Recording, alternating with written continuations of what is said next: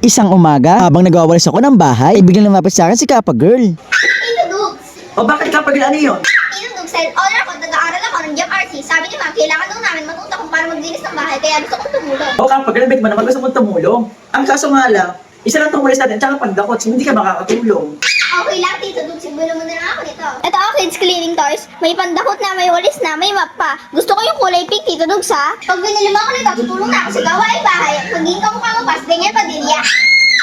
Dahil mabait akong tito at honor naman si Kappa Girl, at para naman sa pag-aaral niya to para matuto siya maglinis. Kaya ito, binilhan ko siya ng cleaning toys. Kaya naman mga kadigot, tara, unboxing na natin.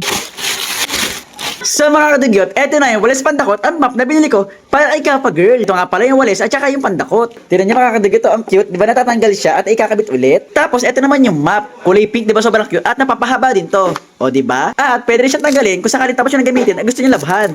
O di ba sobrang cute? Kaya naman mga kadigot, tara, bigyan na natin to kay Kappa Girl para maturuan na natin siya kung paano to gagamitin. O Kappa Girl, eto na yung walis pandakot at map na pinabili mo sa akin dahil gusto mo tumulong sa gawaing bahay. Wow, Tito Dugs, sobrang ganda naman yan. Kulay pink pa. Okay, Tito Dugs, akin na yan. Turuan mo na ako magwalis.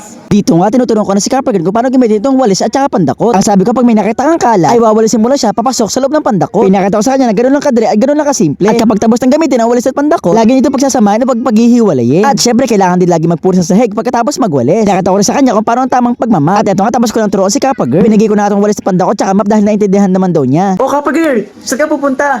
Tinuruan na kita magwalis ha. Akala ko tutulungan mo akong magwalis ng bahay. Hindi po, Tito Dugs. Sa school na lang ako magwawalis para makita ni ma'am na masipag ako. Okay Kappa Girl, ingat. Bato, pick! Okay, nauna.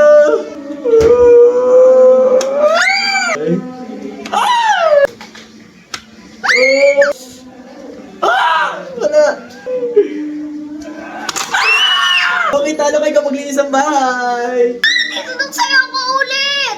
Isa pa, pag natalo ka, ikaw maglinis ha. Sobrang kalat dito. Sige, Tito Dugs. Bata, pick. O, talo ka, ikaw una.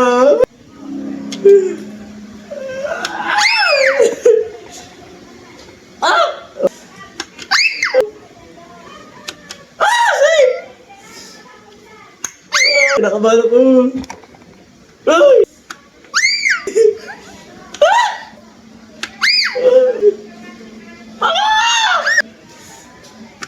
Oh, shit. Hey.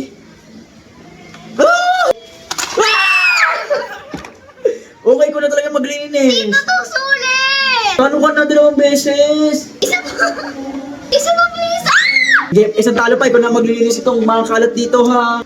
Sige, Tito Dugs. Bata, pick. Oh, talo ka. Ikaw una. Dito, pag talo, ikaw na magliligpit ha.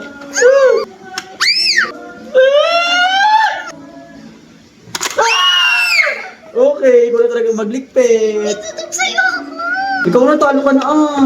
Ayoko, Tito Dugs! Talo ka.